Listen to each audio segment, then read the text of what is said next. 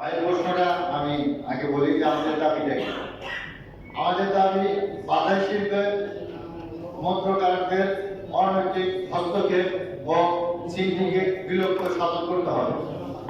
2 নম্বর, সরকারি নীতিমালা অনুযায়ী ওপেন টেন্ডারের মধ্য দিয়ে পূর্বের মতো সরকারের সঙ্গে সরাসরি কাজের সুযোগ সৃষ্টি করে দিতে হবে। বাধাই কাজের সকল সরকারি সিদ্ধান্ত গ্রহণে বাধাইকারকদের নির্বাচিত প্রতিনিধিত্ব নিশ্চিত করতে হবে। তার মানে সরকারি নিয়মে যা আছে তাই আপনারা চাচ্ছেন? জি, ধন্যবাদ।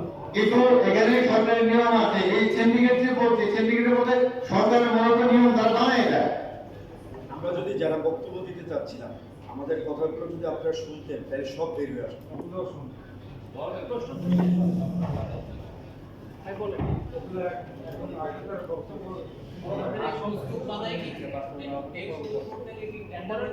হ্যাঁ, টেন্ডার হয়, মানে একজনই সবকিছু করবে, আলাদা আলাদা টেন্ডার হয় না। সবটাকে বাধাই করবে, মুদ্রণ করবে, সে পরিবহন করবে, সে প্লেট তৈরি করবে, সে কম্পোজ করবে, সে সব। এইটা তো ছিল না, আগে সব আগে তো আমাদের যারা করছি আমরা একদম 71-এর পর থেকে আমরা যারা এই স্বাধীনতার পর থেকে আমরা করে যাচ্ছি। আমাদের এখানে লক্ষ লক্ষ শ্রমিক মালিক জড়িত। এই ক্ষেত্রে আমরা যখন এটাকে আমরা পেয়ে থাকতাম, আপনারা দেখেছেন যে বিগত যে সরকার, স্বৈরাচারী সরকার, তারা যেভাবে সিন্ডিকেট করে তৈরি করে তারা কাজগুলো নিয়ে গিয়েছে আপনার 99 সালে থেকে। আমরা তারপরে যখন প্রত্যেকটা সেক্টরে আমরা চিঠি দিয়েছি, আমরা বসতে চেয়েছি, তারা একটা সিন্ডিকেট করে সেখানে আমাদেরকে সরিয়ে দিয়েছে, যেহেতু তারা দলের ক্ষমতা, তাদের সবকিছু। তো এখানে তো আমাদের কোনো দলের ব্যাপার না, এখানে আমরা সবাই, এখানে শ্রমিক মালিক, যেমন শ্রমিক নেতৃবৃন্দ এখানে আছে আমাদের, যারা শ্রমিক নেতৃত্ব করেন।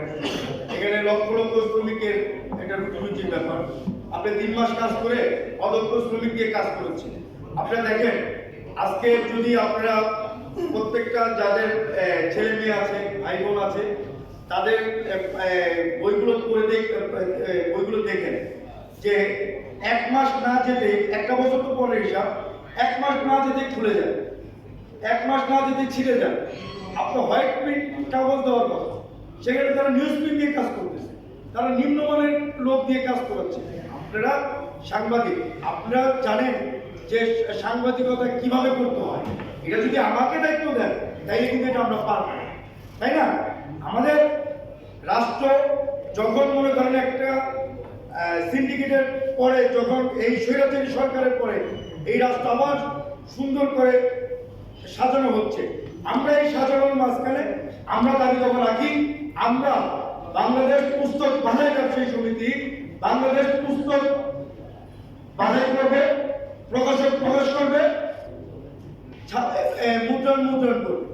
আমাদের যেহেতু সরকার ট্রেড লাইসেন্স দিয়েছে বাধাই কারণ, আপনারা দেখবেন আমাদের সব ট্রেড লাইসেন্স দেখা বাধাই কারণ।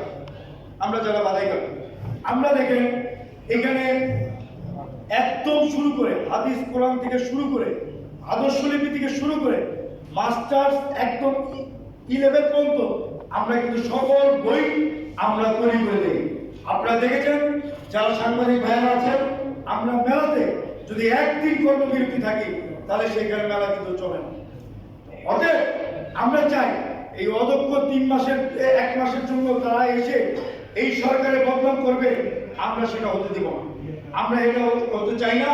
আমরা চাই সরকারের যেহেতু এই বদনামগুলো যেন আর না হয়। বিগত দিনে তারা যে আজকে আপনারা দেখবেন বই দেওয়ার কথা 2 লাখ, সেখানে দেখা যায় যে বই দেয় 1 লাখ, 1.5 লাখ, এরকম কিছু কাজ কিন্তু চলে যাচ্ছে।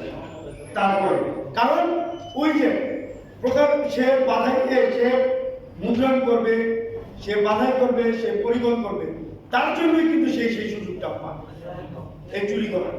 আমরা চাই, আমরা যদি এটা না হয়, আমরা সরকারের কাছে আবেদন জানাচ্ছি এবং কি আমরা শিক্ষা মন্ত্রণালয়ের শিক্ষা উপদেষ্টা আমাদের কাছেও যাব, আমরা বড় বিষয়ে একটা চিঠিও দিয়েছি, আমরা আবার যাব যে আমরা ওইখান থেকে যদি আমাদের কাজ আমাদের ফিরিয়ে না দেয় তাহলে আমরা কোনো কাজে এখানে ইনভলভ হব না। যেহেতু আমাদের এই সারা বছরে একটা রুটির ব্যাপার, এটা যদি সব সময় সব কাজ করে আসছি, আমাদের এই কাজটা যদি আমাদের না দেয় তাহলে তো আমরা এই শ্রমিক মালিক আমরা নিয়ে থাকতে পারবো না। সারা বছর তো আমাদের চলবে না। যেহেতু এটা একটা সরকারি কাজ, আমার অধিকার, আমার চাকরি, কেন আমি পাবো না? আমার তো পাওয়ার অধিকার আছে, তাই না? সাংবাদিকতা করার অধিকার আছে না? তাই না কেন?